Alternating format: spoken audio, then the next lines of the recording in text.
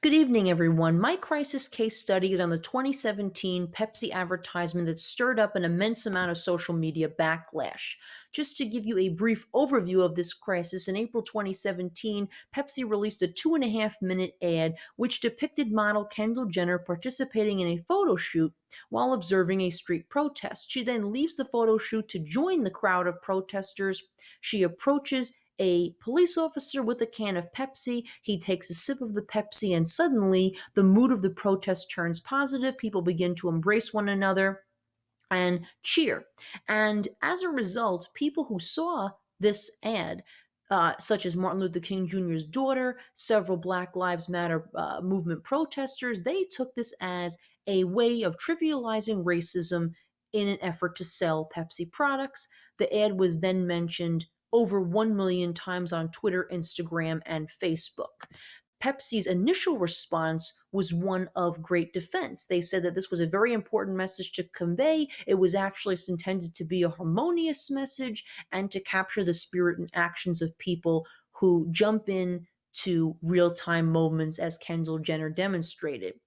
This is an important message to share with you because it is Pepsi's first and last defense effort, because overnight they faced even more social media criticism and even more negative think pieces, and critical columns. So the very next morning, they read a tweet from Dr. King's daughter, which negatively responded to the ad. They then issued an apology saying that they failed to convey their intended message. They would stop running the ad, and they apologized to Jenner for putting her in a bad position. They posted the apology to Twitter, their website, and sent out a press release through PR Newswire. They also tweeted back to Dr. King's daughter saying that they had meant no disrespect to her father and others who had taken part in very historic protests.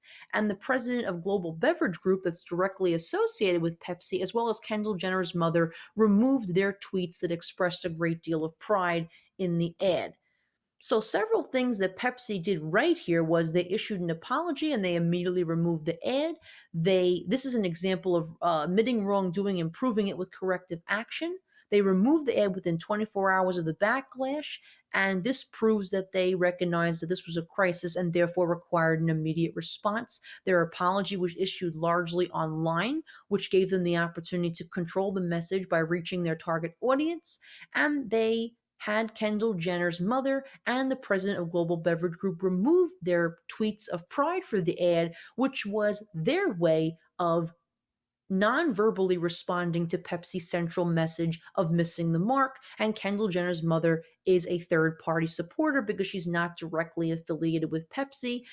They included Jenner in the apology, which was actually the last person they apologized to. And this is an example of prioritizing Publix. Some of the things that Pepsi did wrong, they apologized after defending the ad, which suggests that they were being pressured into apologizing and pressured into fixing this issue.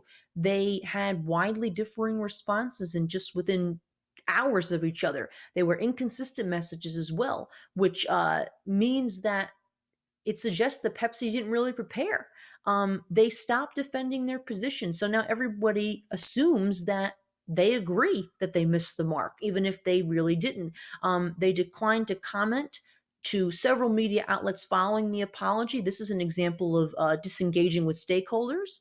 And although the creative team created the ad and the president of Global Beverage Group oversaw the ad, they did not anticipate this would be a PR difficulty, which is kind of unusual considering how long the company's been around. So what I would have done if I was in charge was I would have taken Jenner out of the limelight, which they did by not having her directly respond to the crisis. I would have produced a ad that reflected a timely brand, which Pepsi also did, even though it ended up being a crisis message. It was still a timely attempt. I would have set the tone for corporate character by taking corrective action, which they also did, and I would have monitored social media, which they also did, judging by the percentage of negative posts that they knew about by April 5th. I would not, however, have named Jenner at all in my apology or been so ambiguous in my apology, people would have known exactly who I was apologizing to. I would have not requested in-house staff to produce the ad. Instead, I would have adjusted my budget accordingly to hire an outside agency or retrained the in-house staff to produce better quality ads that receive more positive feedback. I would not have hired Jenner or picked such a narrow corporate creative team demographic, which is another reason I also would not hire Jenner. She doesn't really fit the demographic for ads like this. So basically, my response would have been that the ad did not demonstrate care for our consumers or sensitivity toward a diverse audience. We apologize. We'll be removing the ad, and we're also going to look into reevaluating our content strategies for further ad production, and that we would end up following up. Before week's end, I would have followed up and said we are setting up additional training for our corporate creative team and will not be releasing any further ads until we consider all of our options. Thank you.